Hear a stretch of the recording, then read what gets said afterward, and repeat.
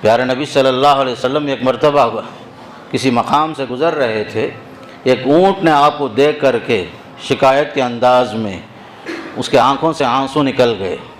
پیارے نبی صلی اللہ علیہ وسلم سمجھ گئے معاملہ کیا ہے۔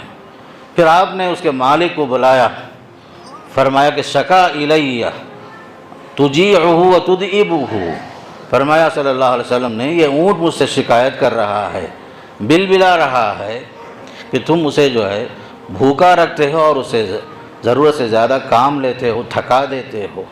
فرمایا کہ تم اللہ سے ڈرو، جانوروں کے ساتھ حسن سلوک کرنے میں بھی تمہیں اجر ہے، ثواب ہے، تم ان کے ساتھ جو زیادتی نہ کرو، فرمایا صلی اللہ علیہ وسلم۔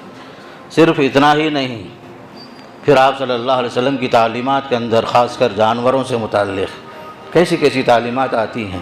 فرمایا کہ لا تتخذوا ظہور البہائم منابر، ان جانوروں کی پیٹھ کو جو ہے کرسی نہ بناؤ، ضرورت نہیں ہے نیچے اتر جاؤ، سواری کرنے کے لیے استعمال کرو، محض بیٹھنے کے لیے کرسی کے طور پر جانوروں کی پیٹھ کو استعمال نہ کرو، فرمایا صلی اللہ علیہ وسلم۔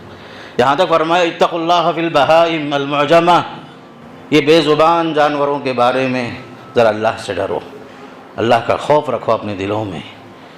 آپ صلی اللہ علیہ وسلم کا گزر ہوا، صحابہ کے ساتھ تھے، دیکھا کہ جو ہے بعض صحابہ نے پرندوں میں سے بعض پرندے کے گھونسلے سے چوزا اٹھا لیا تھا۔ وہ چڑیا آتی ہے اور صحابہ کے سر پر منڈلا رہی ہے، تو آپ صلی اللہ علیہ وسلم سمجھ گئے معاملہ۔ پھر آپ نے پوچھا من فجع هذه بولدها، اس پرندے کو کس نے جو تکلیف پہنچائی؟ فرمایا کہ ردوها ولدها، اس کے بچے کو، اس کے چوزے کو اس کے بل میں واپس لوٹا دو، اس کے گھونسلے میں واپس لوٹا دو۔ آپ صلی اللہ علیہ وسلم نے اتنا ہی نہیں، چیونٹیوں کی بستی کو کسی نے جو آگ لگا دی تھی، آپ نے دیکھا، فرمایا کہ تمہارے لیے جائز نہیں ہے کہ تم جو ہے چیونٹیوں کو آگ سے جلاؤ اور انہیں اذیت پہنچاؤ۔ فرمایا کہ ان النار لا يعذب بالنار الا رب النار، آگ سے اذیت پہنچانا، تکلیف دینا، جلانا سوائے رب ذوالجلال کے کسی کے لیے جائز نہیں ہے۔ فرمایا چونٹیوں کی بستی تھی، کسی نے آگ لگا دی، فرمایا کہ ایسا مت کرو آپ لوگ۔ یہاں تک کہ زمانے جاہلیت کا معمول تھا، لوگ جو ہے اپنا نشانہ ٹھیک کرنے کے لیے پرندوں کو، زندہ پرندوں کو لٹکا کر کے نشانہ ٹھیک کرنے کے لیے اسے تیر مارتے تھے، آپ نے اس سے بھی منع فرمایا۔ اتنا ہی نہیں، آپ نے دیکھا ایک صاحب جو ہیں بکری ذبح کرنے کے لیے تیار ہو گئے ہیں، بکری کے گردن پر پیر رکھے ہوئے ہیں، ابھی چاقو تیز کر رہے ہیں۔ پھر آپ صلی اللہ علیہ وسلم فرمایا کہ تم کیا کر رہے ہو؟ ایک جانور کو تم جو ہے دو مرتبے اسے اذیت دے کر اسے مارنا چاہتے ہو۔ جانور کو ذبح کرنا ہی ہے پہلے سے تو چاقو تیز کر لو، جانور کو لٹانے کے بعد گردن پر پاؤں رکھ کر پھر اس کے بعد چاقو تیز کرنا کیا مطلب ہے؟ اذیت پہنچا رہے ہو جانور کو۔ پھر آپ صلی اللہ علیہ وسلم نے یہاں تک فرمایا کہ جانور کے سامنے اس کے بچے کے سامنے ماں کو جو ہے ذبح مت کرو۔ کیسی کیسی تعلیمات آپ صلی اللہ علیہ وسلم نے۔